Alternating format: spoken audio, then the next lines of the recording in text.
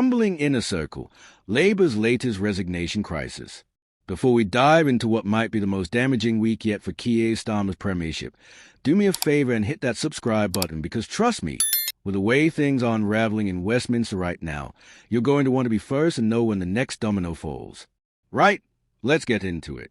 The walls are closing in on number 10, and this time it's not just opposition pressure or tabloid speculation. This is the sound of Keir Starmer's own house crumbling from within, brick by carefully laid brick. Munira Lula has walked. And if that name doesn't immediately ring alarm bells for you, let me explain precisely why this resignation should terrify everyone in Downing Street right now. Lula wasn't some junior advisor counting paperclips in the back office. She was one of the Prime Minister's longest-serving and most trusted policy advisors, someone who had been with Labour since 2021, back when they were still licking their wounds in opposition, and Starmer was desperately trying to make the party electable again. She worked for Angela Rayner initially, then Starmer himself poached her because he recognized something rather crucial: loyalty. And now that loyalty has expired. Here's what makes this particularly delicious, or horrifying depending on which side of the dispatch box you're sitting on. Lula was responsible for some extraordinarily sensitive portfolios: women and equalities, social cohesion, the sort of policy areas that can detonate in your face if mishandled, the kind that keep Morgan McSweeney awake at night calculating risk assessments.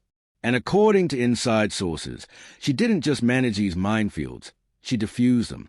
One insider told the Times that women and equalities was in terrible shape when she took over, and she calmed down an extremely dangerous political area. Another said Keir must be gutted. Must be. Not is. Must be. Even his allies can't commit to saying the Prime Minister is actually showing emotion about this exodus. But let's zoom out for a moment, because Lula's departure isn't happening in isolation. It's the latest chapter in what's rapidly becoming a masterclass in how to hemorrhage political capital and trusted personnel simultaneously. Cast your mind back just a few months. Steph Driver, another of Starmer's longest-serving confidants, walked out of a communications job in late September. Matthew Doyle, who cut his teeth working for Tony Blair and knew a thing or two about managing a government, left his position as Director of Communications back in March. James Lyons, former political editor of the Sunday Times, departed his role as Director of Strategic Communications last month after barely a year in post. Do you see the pattern emerging here? These aren't backbench MPs grumbling about policy disagreements or junior staffers chasing better salaries in the private sector. These are serious political operators with decades of combined Westminster experience who are choosing to abandon ship. And they are doing it quietly, without fanfare, which somehow makes it worse. No dramatic resignation letters leaked to journalists. No theatrical speeches in Parliament. Just a soft click of office doors closing, one after another, as the grown-ups in the room decide they've had quite enough. Thank you very much. And here's where it gets properly interesting. Sources inside number 10 are starting to ask the obvious question out loud: who's next? Yet another long-time loyalist, leaving most of others in the building wondering who is next, one insider revealed. That's not speculation from opposition benches or commentary from political journalists. That's coming from inside the building. When your own team is openly questioning the sustainability of your operation, you're not experiencing routine staff turnover. You're experiencing organizational collapse in slow motion. But wait, because we're not done yet. While Starmer's inner circle is evaporating like morning mist, the broader Labour Party is staging its own rebellion. 4 councillors from Birmingham resigned their party membership this week, citing concerns about both local and national leadership.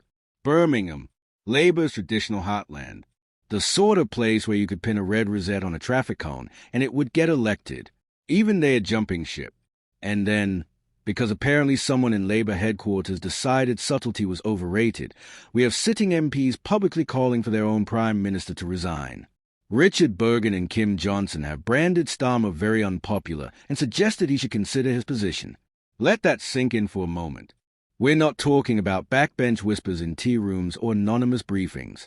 We're talking about elected Labour MPs using their actual names to tell their party leader is doing such a catastrophically bad job that he should quit.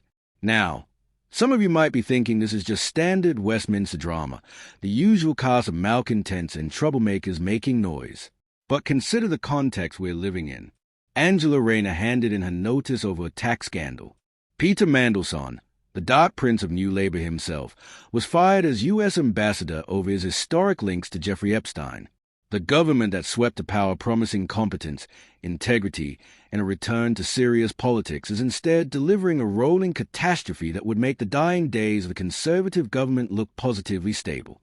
What's particularly striking about the Lula resignation is the timing and the policy areas she controlled. Women and equalities isn't some dusty department tucked away in a Westminster basement.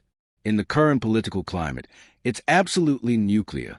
One misstep on gender issues, on equality legislation, on social cohesion, and you're not just facing difficult headlines. You're facing civil war within your own coalition, losing entire demographics of voters, watching your support crater among young people and urban progressives who were supposed to be your rock-solid base. Lula was apparently managing that chaos successfully, keeping the lid on issues that could have torn the government apart. And now she's gone. So the question isn't just why did she leave, but what happens to those policy areas now? Who takes over the job of diffusing those particular bombs? And more importantly, what does it say about the working environment in Number 10 that someone who was good at an impossibly difficult job decided it wasn't worth continuing? There's something almost Shakespearean about watching Starmer's operation unravel. He spent years carefully building this image of competent managerialism, the serious lawyer who would restore dignity to British politics after the chaos of Johnson and Truss. He assembled a team of experienced operators who knew how government worked. He promised boring competence, and for many voters exhausted by drama, that sounded absolutely wonderful. Instead, we're getting a masterclass in how not to run a government. The policy agenda is stalled. The communications operation appears to be in freefall, which might explain why so many communications directors keep leaving. The party is openly fractious, with councillors resigning and MPs calling for leadership change. And now the small circle of trusted advisors who were supposed to keep the show on the road are quietly exiting stage left. Downing Street, predictably, declined to comment when asked about Lula's resignation, which tells you absolutely nothing and everything simultaneously. No warm statement thanking her for her service. No explanation of her reason for leaving. No attempt to spin this as anything other than what it obviously is. Another senior figure abandoning a sinking ship. The opposition must be absolutely salivating right now. You don't even need to manufacture attack lines when the government is providing this much material voluntarily. Senior aides resigning. Councillors quitting the party. MPs calling for leadership change. Poll numbers in freefall. Policy areas in chaos. It's the opposition's dream and the government's nightmare, all happening in real time, in public, with no obvious way to stop the bleeding. And the truly fascinating thing is we're not even a year into this government yet. Labour won the election in July 2024. It's now October 2025. 15 months. That's how long it took to go from triumphant election victory to watching your inner circle disintegrate and your own MPs questioning your leadership. For context, Theresa May managed 3 years before her operation collapsed. Boris Johnson made it to Partygate before the resignation started cascading. Starmer speedran the entire process in just over a year. So where does this leave us? With a Prime Minister who's hemorrhaging trusted advisors, facing open rebellion from councillors and MPs, managing an increasingly unmanageable party, and trying to govern a country that's losing faith rapidly in his ability to do the job. The manifesto that Lula helped craft for the 2024 election, the document that was supposed to guide this government, feels like ancient history now. The priorities have shifted from implementing policy to simply surviving the next crisis, the next resignation, the next public display of internal chaos. Westminster thrives on momentum, on the sense that a government knows where it's going and has the competence to get there. Right now, Labour looks like a government desperately treading water while the current pulls it further from shore. And every resignation, every public display of internal division, every councillor who quits and every MP who calls for leadership change makes that current stronger.